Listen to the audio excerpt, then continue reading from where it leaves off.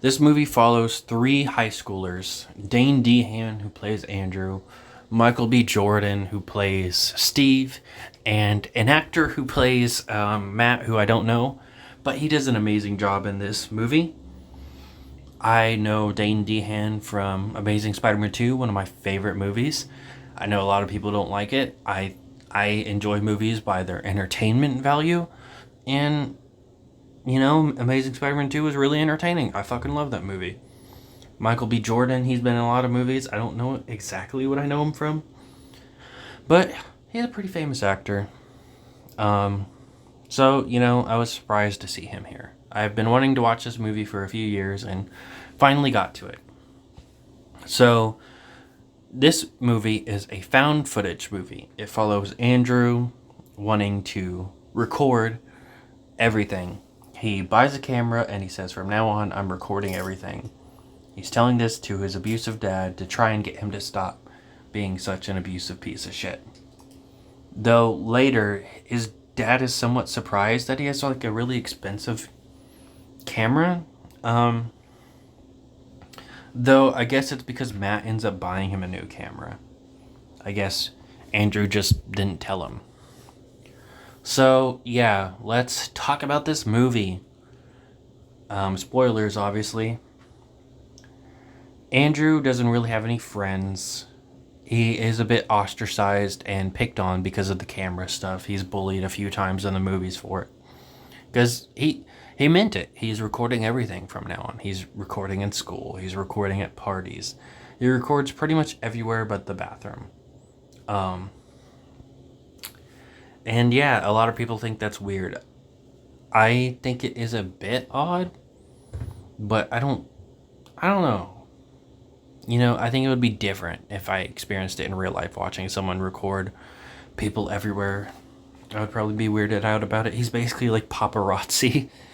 I watched the director's cut version, which is 5 minutes longer. I can't see any scenes being taken out of this movie. I think they all fit pretty well. I love Dane DeHaan and Michael B. Jordan's relationship as friends. They seem like very believable friends. Andrew starts out as this good guy, and he just gets more and more disturbed as the movie goes on. So let's talk about the basic plot of the movie. They go to a party, and they end up finding something in the middle of nowhere that's in the woods in the party, and it gives them powers. So now our three main characters have powers, and they test it out by playing baseball and messing with people in stores, like trying to remove gum from their mouth or pushing their cart away, making this one lady that comes out from getting groceries or whatever, she tries to go to her car, but her car's not there because they had moved it to a different parking spot with their powers. Yeah, this movie's pretty good. I really enjoy it. It's pretty funny. It's pretty sad at times. I think it mixes stuff really well. I love Steve, which makes it sad for what happens later. Andrew's descent really starts to happen, really foreshadowed pretty early on, when he's using his powers to mess with someone that has road rage, that's honking at them, that's really mad at them when they're driving somewhat slow in a storm. And he tries to use his powers to make him swerve for some reason. I don't know what he was thinking. Maybe he wasn't. He says it's an accident. I don't know if I really believe him. He makes the truck swerve off the road, and it goes into the water, and they have to go save the guy. And he tries to stop them from calling the police. He's like, oh, he's fine. You saved him. Wow, that's crazy.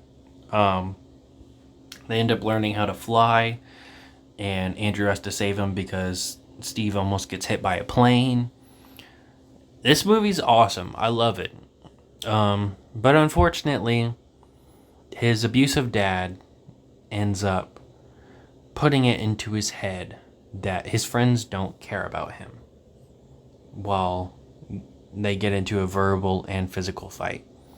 Andrew, now having powers, is able to win the fight, though, and tells him, I could destroy you. And he leaves, showing that his ego is clearly a bit high now. Eventually, he ends up getting upset and going out during a storm and being far away as possible. Steve goes and finds him and tries to talk to him, and Andrew's like, you're not really my friend. Because unfortunately, abusive parents and abusive people can really drill, no matter how you don't, even if you don't respect them, even if you don't like them, sometimes you do value their opinions until you grow up. And yeah, his dad telling him that his friends didn't actually like him really got to him, and he believed it, even though him and Steve were really good friends. Steve was telling him stuff that he hadn't told anyone. And in an argument, he accidentally strikes Steve with a lightning bolt. I was devastated. I really like Steve. So we cut to the funeral. Matt finds it suspicious because apparently there was no recorded lightning strikes during this storm.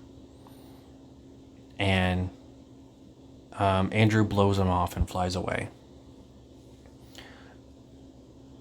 He tries to go get his mom pills, and he doesn't have the money for it. He can't cover it. So he decides to go rob some bullies that bullied him. He goes and says, hey, if you don't listen, I'm going to beat you up. And he beats them up. And he steals their money. It's a pretty fucking cool scene, pretty satisfying. A bit brutal. He goes to go rob a gas station, and unfortunately for him and for his mom, it doesn't go out well. He very lightly pushes the guy because at this point he is not too far down yet. And, you know, being a bad person, he still has some good in him. And he starts stealing all the money, but by the time he gets outside, the guy's already gotten up and he's got a gun. And he tries to stop him, but he accidentally shoots at the gas station, and an explosion happens, and now Dane DeHaan's character is in the hospital. And his dad is all emotional, telling the cops that he just wants a moment alone with his son. And eventually they let him.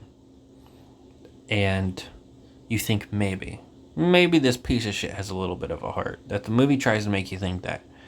He starts crying and starts talking. And very quickly, you realize that no, this guy is a piece of shit. There is no redeeming qualities. Because he decides to blame Dane for his mother's death. That he was out looking for Dane. And his mom died alone when he could have been there for her. And he demands an apology from Andrew while he is hooked up to machines in bed, hurt from an explosion. Just absolutely insane behavior. Andrew tries to kill him. Matt saves him. So, unfortunately, the abusive piece of shit survives.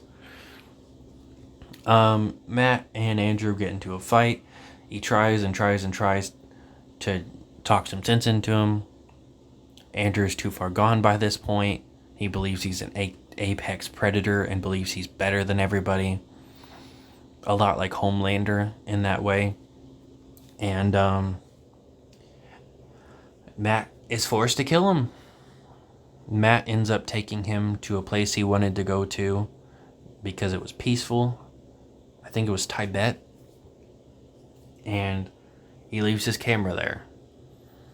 And that's the end of the movie. So he gets a somewhat happy ending, even if he didn't survive. I really enjoyed this movie.